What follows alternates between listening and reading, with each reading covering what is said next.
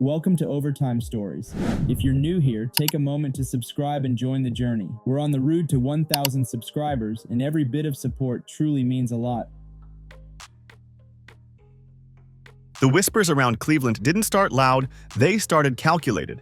And now insiders say Kevin Stefanski's handling of Shedeur Sanders is finally being called out for what it looks like from the outside. According to sources around the league, the tension wasn't about talent, it was about control. Shedeur arrived with hype, confidence, and a national spotlight that didn't come from the Browns building. And that alone changed the dynamic. Insiders claim Stefanski never fully embraced that reality.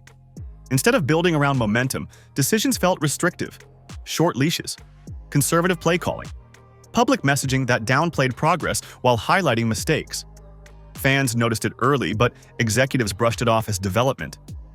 Now, league voices are saying development wasn't the full story. As sources claim, there was concern inside the organization about optics. A rookie quarterback becoming bigger than the system makes some coaches uncomfortable. It shifts power. It shifts narratives. It shifts accountability. That's where the alleged agenda talk comes in. Not a personal vendetta, but a philosophy clash. Stefanski's system-first mindset reportedly didn't align with Shedeur's natural leadership style. Instead of adapting, the system stayed rigid. That rigidity showed up on Sundays, questionable protection schemes, limited adjustments when defenses keyed in, play designs that didn't match Shedeur's strengths. Analysts across multiple networks started pointing it out, saying the tape didn't lie. The quarterback wasn't being put in positions to win consistently. And yet, Shedeur still produced. Big moments, record-breaking efficiency, poise under pressure. That contrast made the situation louder. When a player shines despite constraints, people start asking why the constraints exist. Sorry to interrupt, but hit that subscribe button real quick. It really helps the channel grow. According to insiders, that's when internal conversations shifted. What once felt like normal coaching friction began looking like resistance to change. Stefanski's press conferences didn't help. Praise came muted. Criticism came fast. The tone felt off. Fans weren't imagining it. Former players noticed it too. They spoke carefully, but the message was clear. Something didn't add up. And once the idea of an agenda entered the conversation, everything Stefanski did started getting re-examined through that lens. As the season progressed, the evidence insiders point to wasn't one explosive moment, but a pattern that kept repeating. According to sources familiar with the Browns' internal dynamics, Shedeur's growth forced uncomfortable questions. Why limit a quarterback who keeps delivering? Why shrink the playbook when confidence is building? Why publicly frame success as small steps while privately celebrating wins? That disconnect raised eyebrows. Analysts began breaking down film, showing how conservative calls stalled drives while Shedeur bailed the offense out anyway. The word agenda gained traction not because of leaks, but because of logic. When outcomes contradict decisions, people look for motives. Insiders claim Stefanski prioritized protecting the system's image over maximizing the player's ceiling. That's a dangerous gamble in today's NFL. Quarterbacks are brands now. They lead locker rooms and headlines. Shedeur brought attention Cleveland hadn't seen in years. That attention wasn't managed, it was resisted. Sources say the coaching staff worried about losing narrative control. If Shedeur thrived too fast, accountability would shift upward. Losses would land on coaching. Wins would belong to the quarterback. That imbalance reportedly created tension. It showed in sideline interactions. It showed in body language. It showed in late-game decisions that felt more cautious than competitive. Meanwhile, Shedeur kept making history, breaking rookie records, leading comeback drives, showing command beyond his experience. Each milestone made the situation more awkward. Stefanski's approach didn't change, even as evidence piled up. That's why insiders now say it looked intentional, whether it was or not. Intent doesn't always matter. Patterns do. Fans started chanting. Social media exploded. National voices joined in.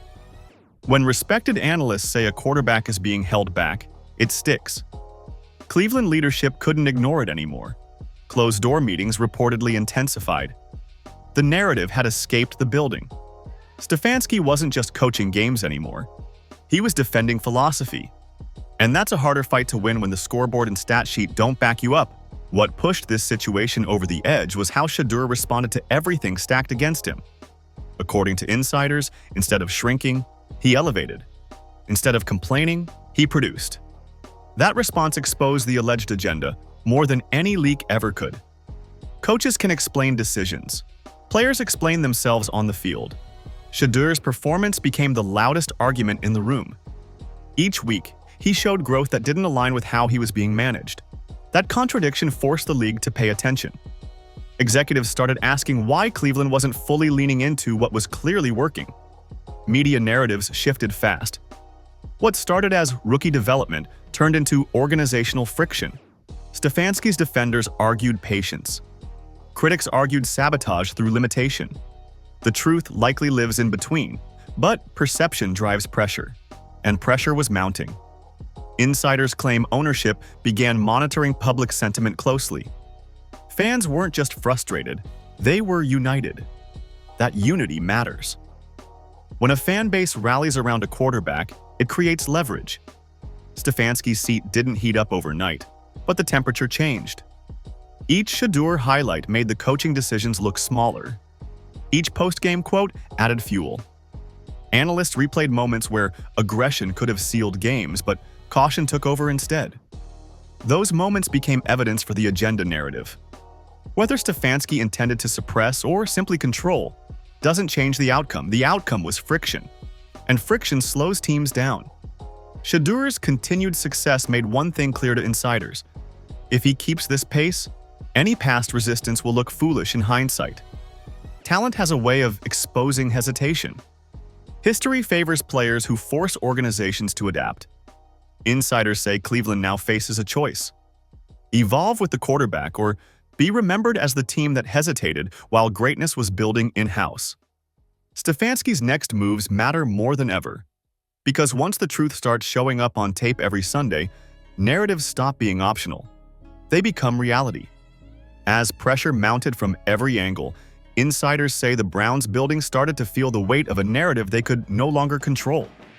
According to league sources, ownership and front office executives became increasingly aware that public perception was shifting against the coaching staff, not the quarterback. That's a dangerous position for any head coach. When fans, analysts, and former players all align around one idea, that a rising star is being held back, the organization is forced to respond. Stefanski's decisions began getting dissected at a microscopic level. Every conservative call, every delayed adjustment, every post-game comment that felt guarded instead of celebratory. Insiders claim meetings behind closed doors grew tense. Not because Shedeur was failing, but because he wasn't. Success made excuses disappear. The more he delivered, the less patience there was for system-first explanations. Cleveland's locker room reportedly felt the shift too. Veterans respect production. When a quarterback earns it, they rally. Shedeur earned it. According to insiders, that support only amplified the divide between performance and play calling. Stefanski's approach, once seen as disciplined, began looking stubborn. That's when the term agenda stuck. Not because anyone announced it, but because behavior stopped matching results. The league watches patterns closely. Opposing teams adjusted quickly to Shedeur's tendencies, yet Cleveland's counters came slowly. Analysts pointed it out in real time. That scrutiny turned Sunday film sessions into Monday headlines. Stefanski wasn't just coaching games anymore. He was coaching under suspicion. Every win raised expectations. Every loss magnified criticism. The idea that Shedeur was succeeding despite limitations became the dominant storyline. Once that narrative takes hold, it's nearly impossible to reverse. Insiders say Cleveland leadership understands this. They know quarterbacks define eras. Coaches adapt or get replaced. History doesn't remember hesitation kindly. Stefanski now stands at a crossroads where flexibility matters more than philosophy. The Browns don't need to prove their system works. They need to prove they can maximize the talent that's already winning games. Anything less will only strengthen the belief that something held Shedeur back early on. And in the NFL, perception often becomes legacy. What makes this moment so critical is that Shedeur Sanders continues to answer every challenge with results, and results erase doubt faster than words ever could. According to insiders, his trajectory has already changed how the league views Cleveland's future. Executives around the NFL are watching closely, not just to evaluate Shedeur, but to see how the Browns respond to him. Will the organization fully commit, or will it cling to control until it costs them momentum? Stefanski's decisions from here forward will define how this chapter is remembered. If Shedeur keeps breaking records, leading drives, and commanding the offense, any past hesitation will look like wasted time. Talent always wins in the end. Systems either adapt or get exposed. That's the brutal truth of professional football. Insiders believe the agenda narrative gained traction because it collided with undeniable performance. Fans don't argue with tape. Players don't argue with wins. Shedeur's rise forced the conversation into the open. Whether Stefanski intended to limit or simply manage doesn't matter anymore. What matters is alignment.